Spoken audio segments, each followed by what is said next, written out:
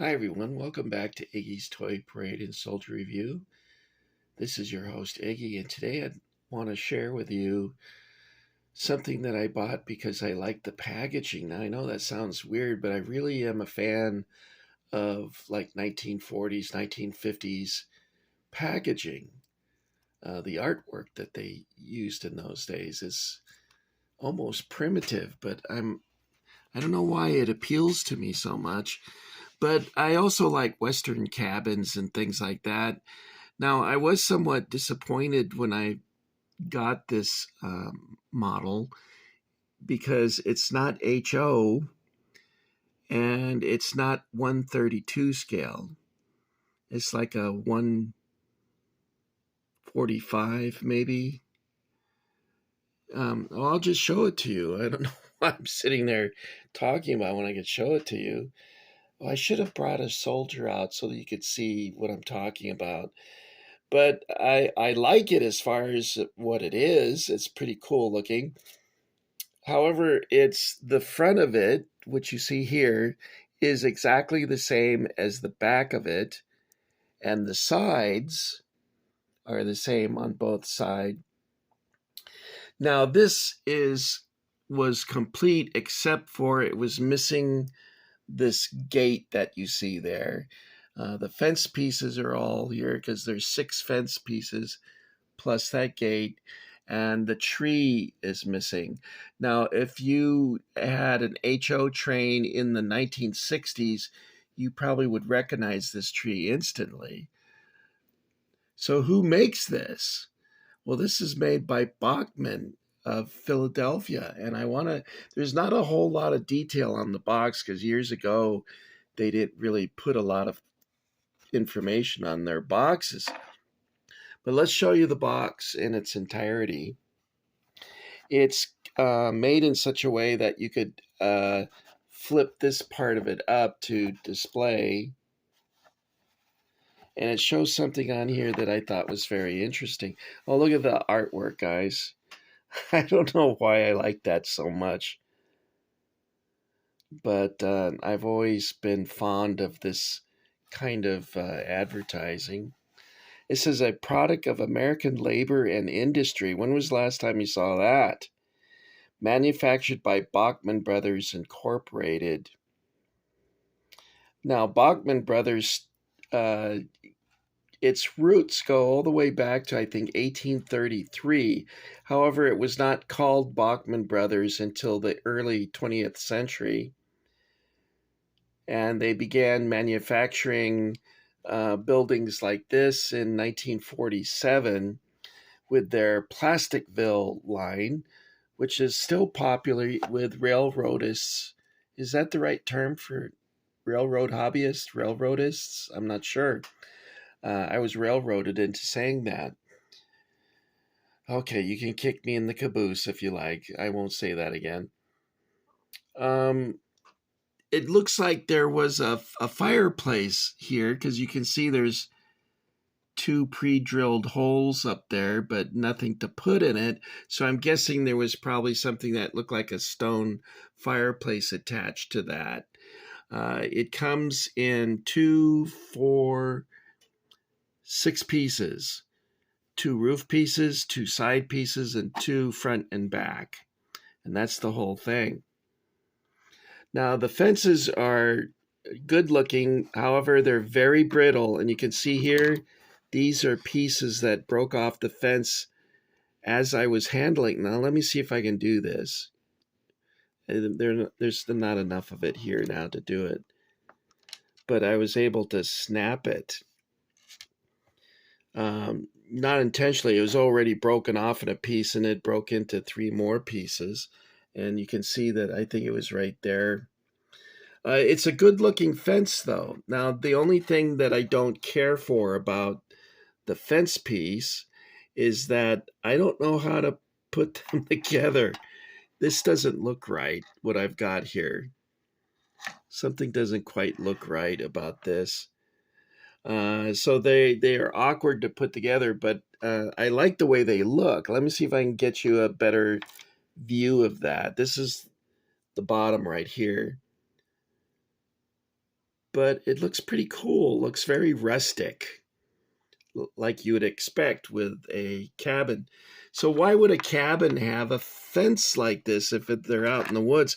Well, they would have a small vegetable garden adjacent to their cabin, and they would put a fence up. What is that?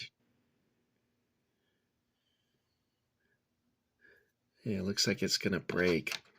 Um, they'd put a fence adjacent to their cabin to keep deer out of their vegetable or kitchen garden. And now this wouldn't keep out raccoons and other smaller mammals, but it was effective with deer.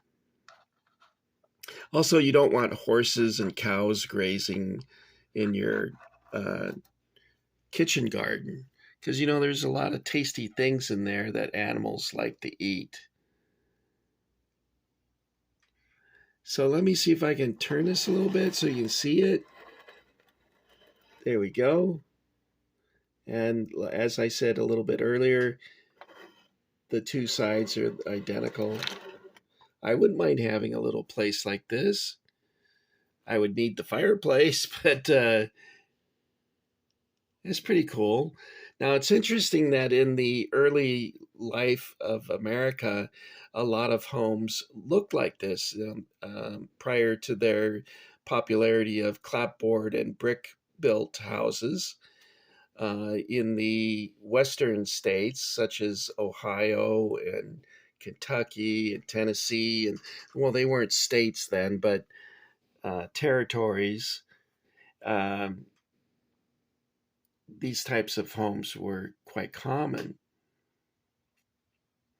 And what's interesting, I think, or ironic, is that these things are becoming more popular again because there's more and more people that are fleeing city life and establishing homes out in the wilderness. And, they have a well and they use solar power and they can work from home with a laptop and they grow their own vegetables and things. Uh, there's been an increase in popularity of that lifestyle. And considering all the crime in cities like Baltimore, New York, Jacksonville, and whatnot, LA, I could name a lot of cities that have problems like that. But it's making this more appealing to a lifestyle more appealing to a lot of people. I know for a fact that my sister would love to have a house like this. She's got a two-story colonial that to me is a mansion. I mean, it's gigantic compared to where I live. It's a very nice home.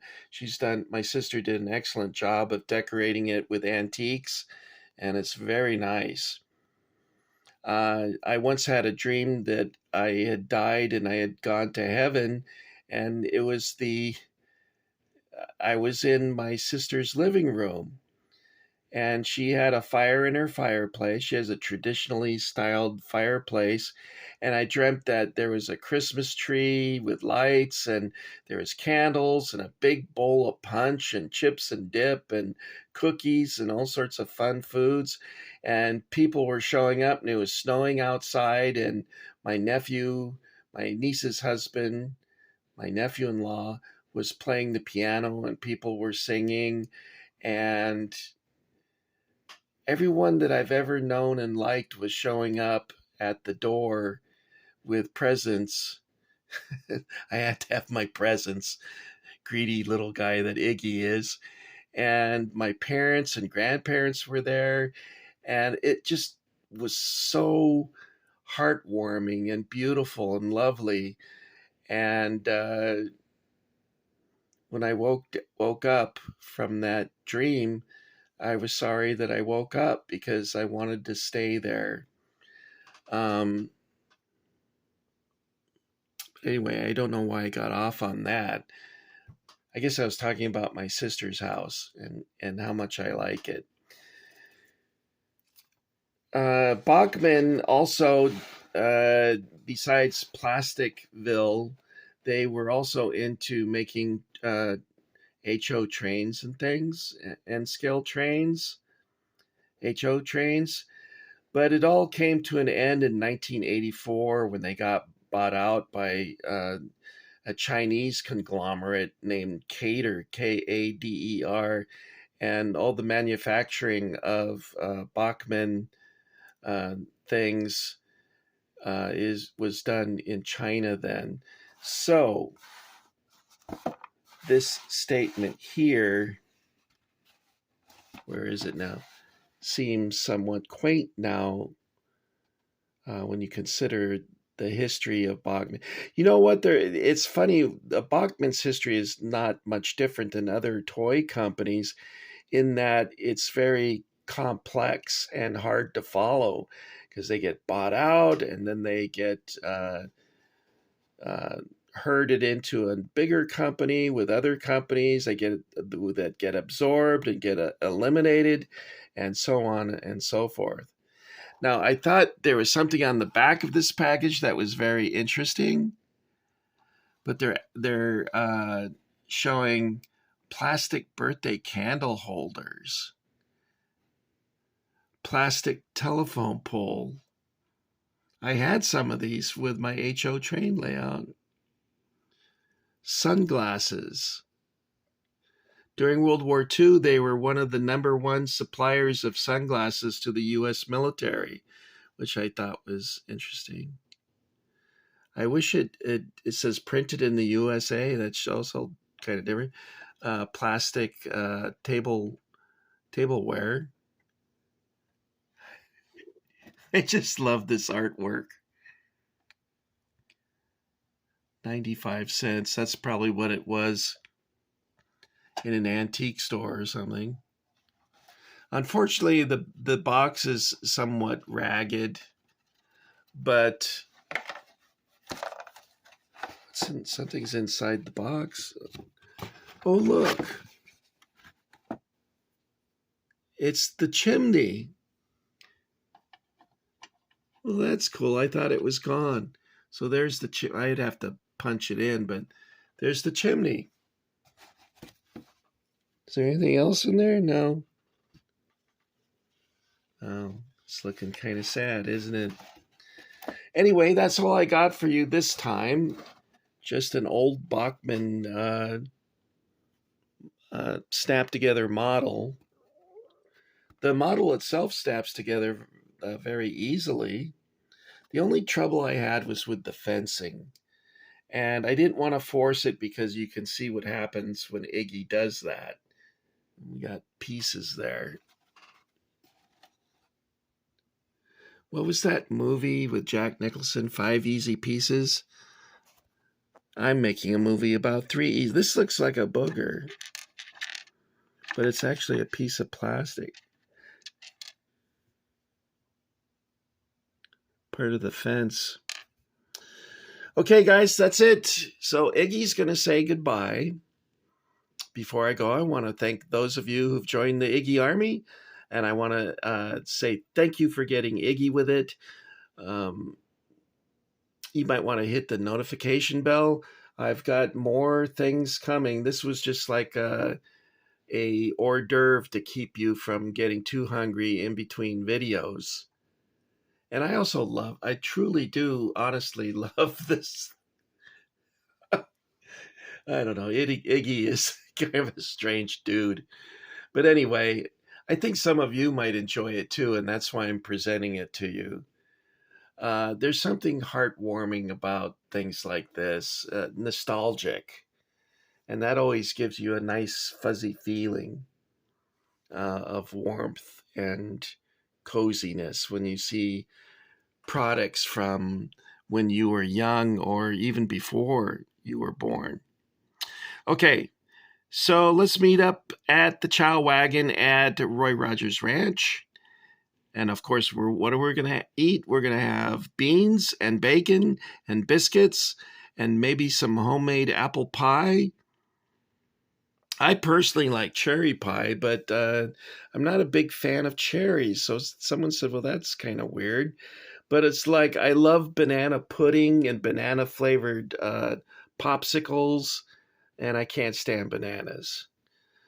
So someone said, well, it's probably you just like sugar. Because I love raisin bran cereal. It's my favorite.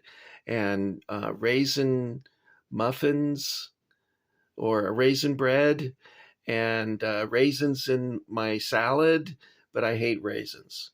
So more proof of how but I'm not the only one who has weird eating habits like that. Quite a number of people do that, so I won't criticize myself too much on that part.